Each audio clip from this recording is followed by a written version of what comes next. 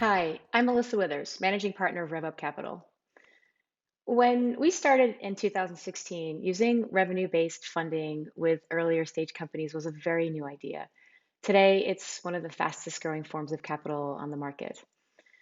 That's why I'm excited to share with you a little of what we've learned along the way and what's on deck for 2021. So to start, optionality, flexibility, innovation. When we made the switch from equity to revenue-based investing, these ideas were paramount to our decision. We wanted it for ourselves, for our investors, for founders. Fast forward 5 years, and I'm grateful that the optionality, flexibility, and innovation that we wanted with RevUp came to be. We built RevUp because we were frustrated by the constraints of the equity-only model, frustrated by the dependency on exits as the only way to win, frustrated by the myopic obsession with unicorns as the only kind of company worth our time and attention. We were also troubled by how the amount of money a company raised was overused as a proxy for overall company quality. Most importantly, the venture system, which accounts for just a tiny sliver of overall funding, was overlooking an entire universe of great companies and great founders.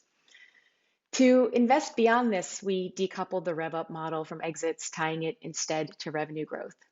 So 5 years later, how did it go? It wasn't perfect, but here are three things that went better than we expected. One, we invested into a broader spectrum of companies without hesitation. With equity, navigating to an exit is all about industry-focused follow-on funding and acquisition patterns. This all but requires funds to hyper-specialize. The RevUp model is based on how companies sell into the market as they grow from $1 million to $10 million in revenue. As a result, our approach is less about exits and more about creating optionality, the kind of optionality that a company gets as it moves up that curve. Get a company to a $10 million run rate, and you've opened a lot of options for what lies beyond.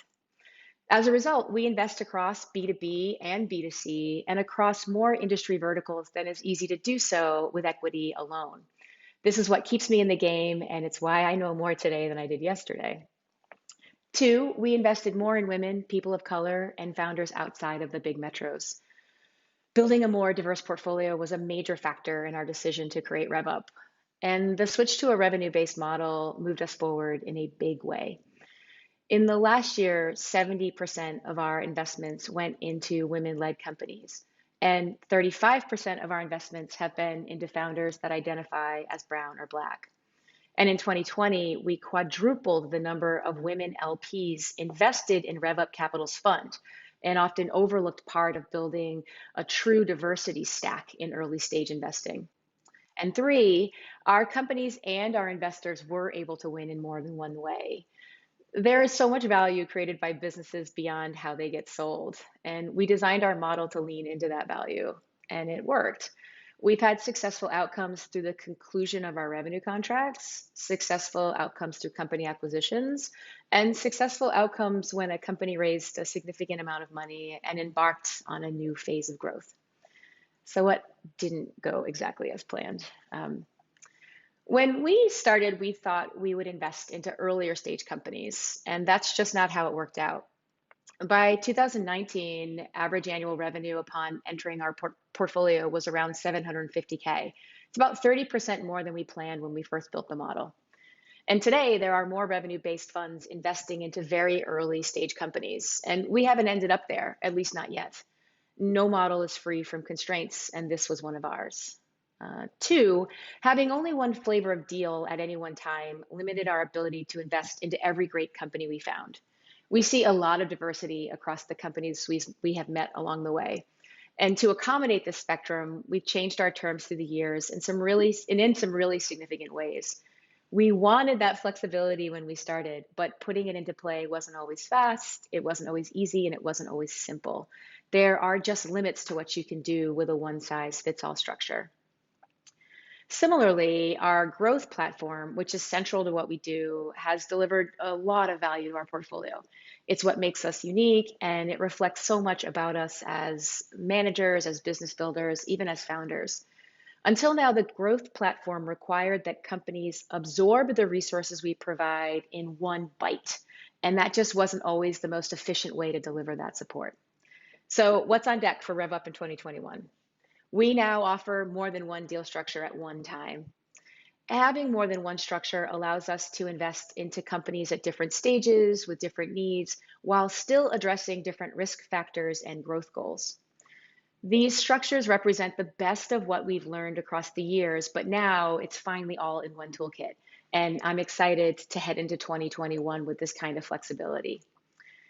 Two, we redesigned the growth platform into modules that can be delivered as either a single phase of effort or sequenced together. This changes the total volume of support that a company receives and also the timeline on which it's delivered. This also changes the investment mechanics around that resource, which is important with our deal. Now the growth platform is less one size fits all and a little more what you need when you need it. One of the great things about innovating a model is that you can change it. So we have. There's a lot of history about startup funding left to be written, but here's what I know for certain.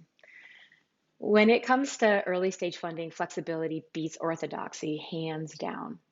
The capital markets are changing so fast. There are wild times ahead for investors and founders alike.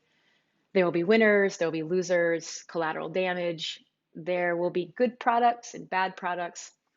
And almost certainly, there will be founders who use good products, but at the wrong time, creating results that no one wanted. But orthodoxy won't protect us from that. Only collaboration, empathy, and education will. Speaking of education, the need to offer founders a better capital education is urgent. We can't ignore the pressures they face navigating this new landscape. We must get better at training, at matching founders with capital mentors who can guide them, and be far less precious about whatever orthodoxies we ourselves can't shed. In a decade, much of what we once took as fundraising gospel will be a historical footnote. There will be more competition and more complications than we faced in 2016 when we started RevUp. These are the hallmarks of an industry disrupted, and early stage funding has been disrupted. But I am very confident that this disruption will produce more than its fair share of good things for all of us. Lastly, I want to send a heartfelt thank you to all of the founders who welcomed us into your companies.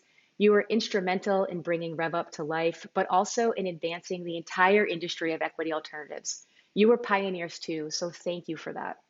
And with that, I wish you all a happy ReveNew year with health, happiness, and lots of growth in the months to come. Thank you so much.